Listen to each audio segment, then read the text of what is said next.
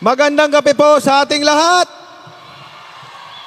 Unang-una, nais kong pasalamatan ang ating Panginoon sa binigay na magandang panahon at siyempre malusog na pangatawan sa ating lahat at lagi tayong iniligtas sa kapahamakan.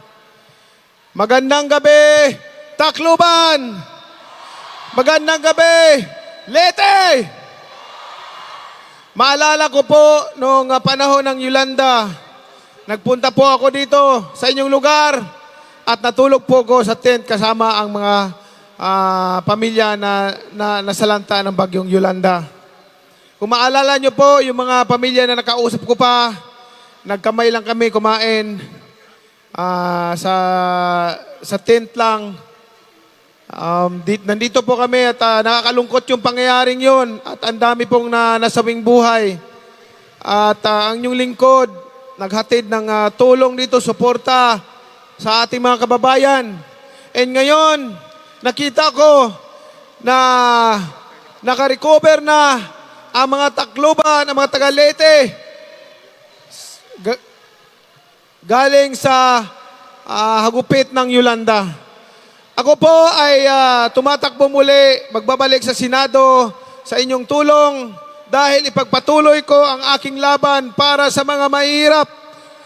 Yung pagbibigay ko ng libreng pabahay sa mga tao. Libreng pabahay at siyempre sustainable livelihood sa bawat pamilya. Tuloy po yon ang laban ni Manny Pacquiao. Dahil alam niyo na kung saan ako nanggaling. Ang Manny Pacquiao nanggaling sa pinakamahirap na buhay. Kaya naman po, ganun ako magmahal sa mga mahihirap na tao. Ang lagi kong sinasabi ko po sa lahat na gumawa tayo ng ligasiya, na yung ligasiya na yan na makatulong at maging inspirasyon sa mga susunod at darating pang henerasyon. Dahil hindi po tayo forever dito sa mundo. Lilipas lang din tayo lahat. Kahit ano man kalaki ang pera mo, kahit ano pa kalawak ang lupain mo, kahit ano ka pa kasikat, kahit ikaw pa pinakasikat sa buong mundo, pag nawala tayo rito, kakalimutan tayo ng tao. Kung wala tayong ligasiya na iiwanan.